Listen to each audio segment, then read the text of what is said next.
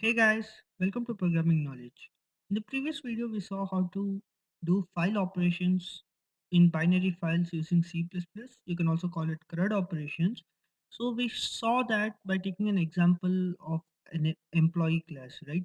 So that class had an ID attribute which we used to identify each employee uniquely, and we were performing our operations on that.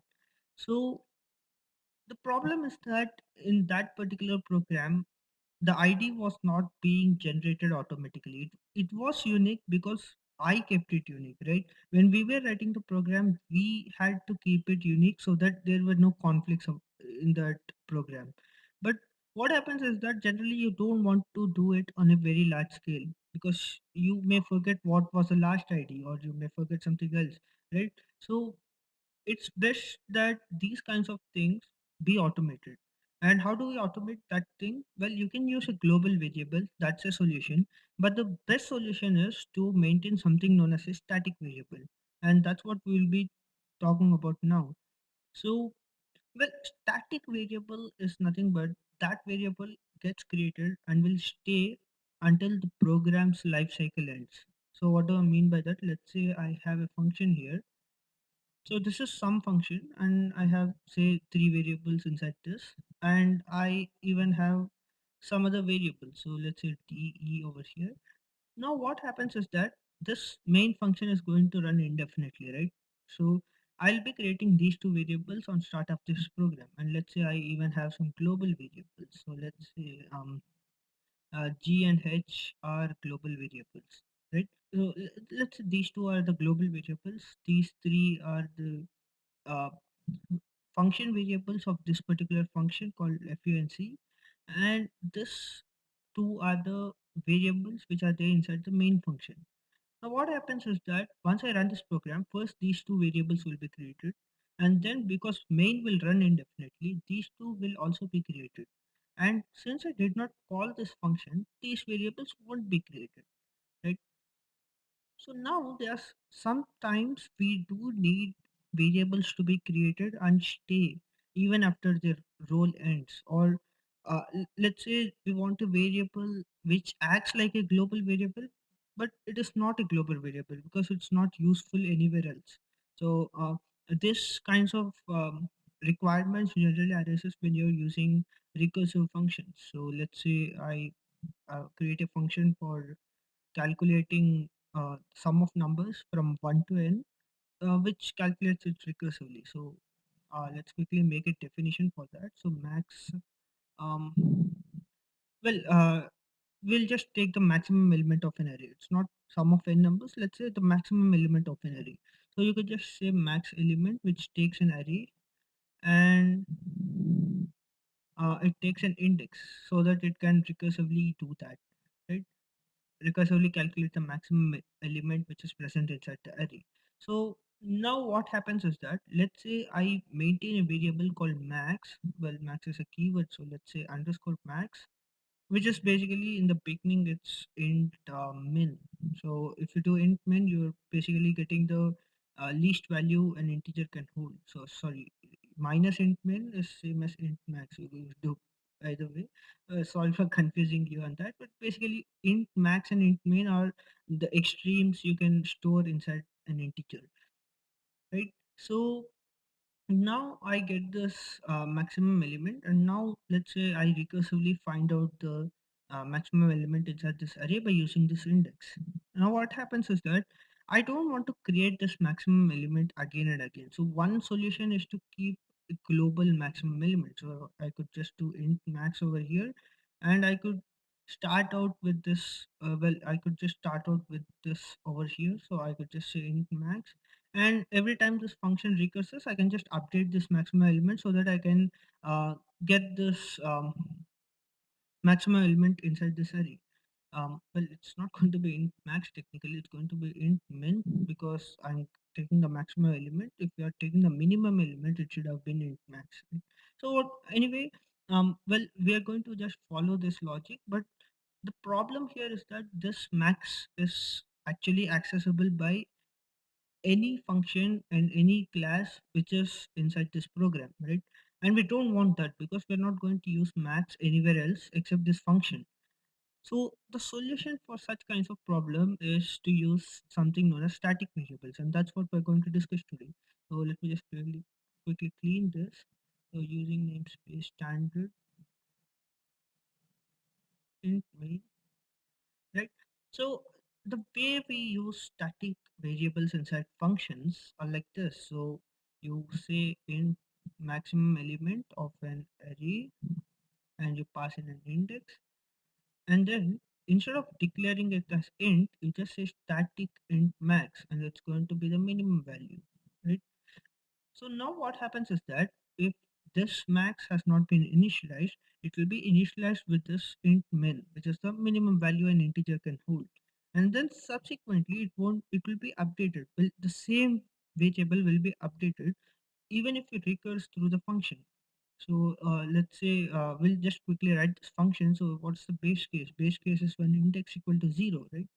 So when index equal to 0, you just update max. So max becomes, well, we can just use a ternary operator here. So array of 0 is greater than the current max. Then max becomes array of 0, else it just stays, right?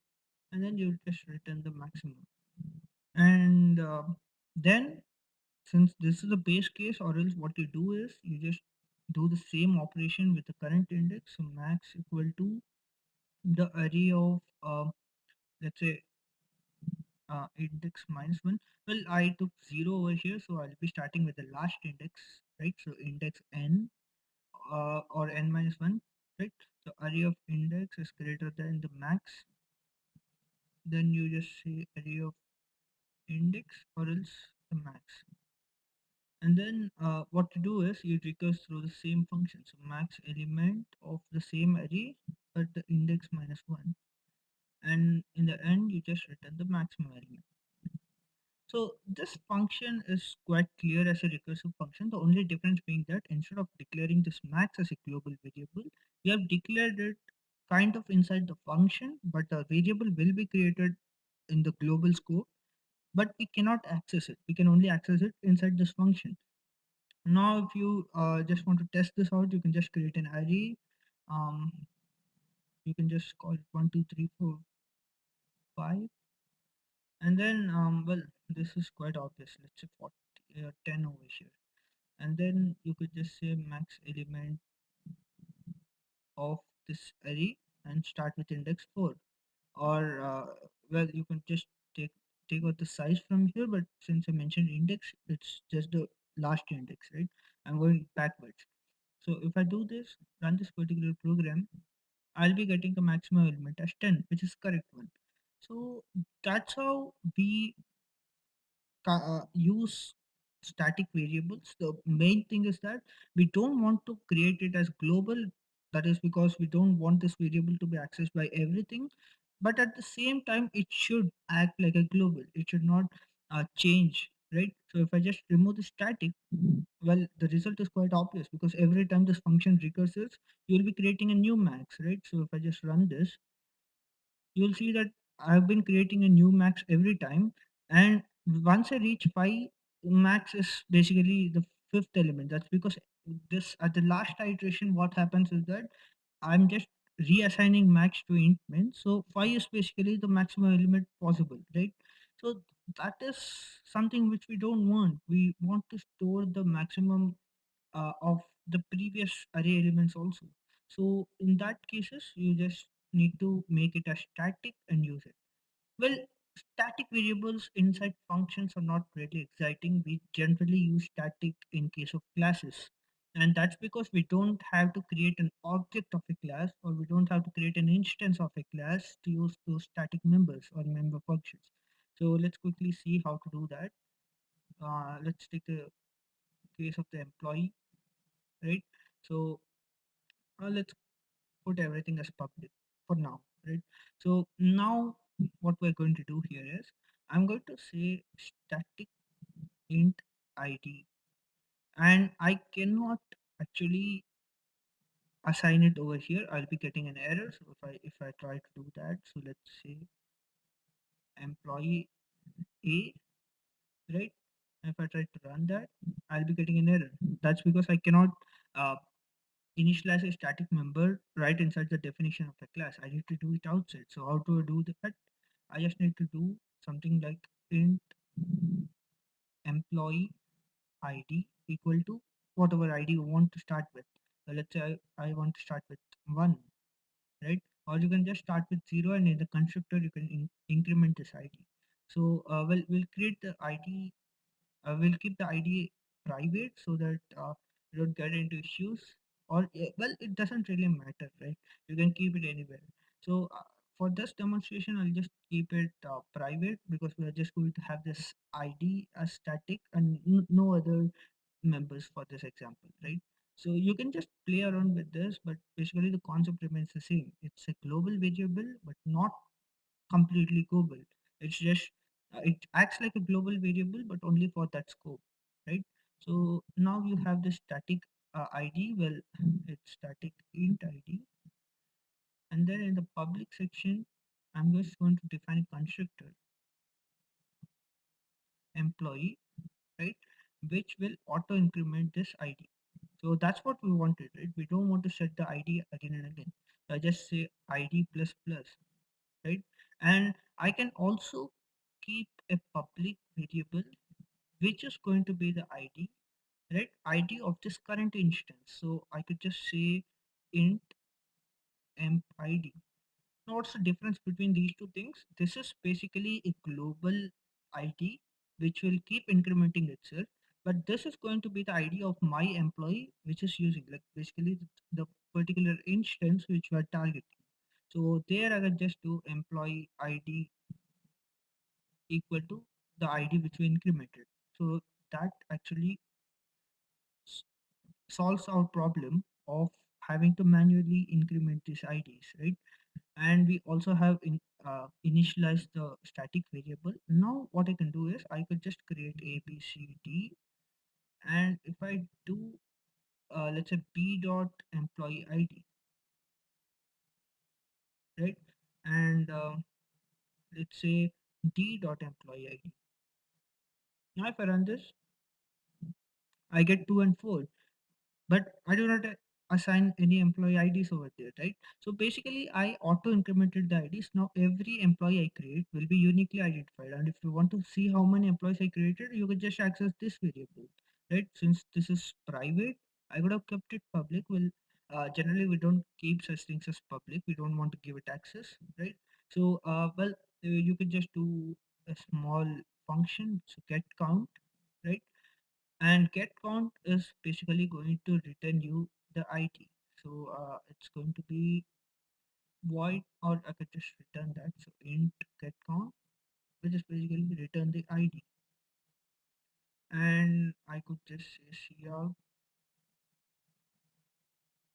get count, sorry, I could just say a dot get count, right? And I'll just keep a new line here for separation.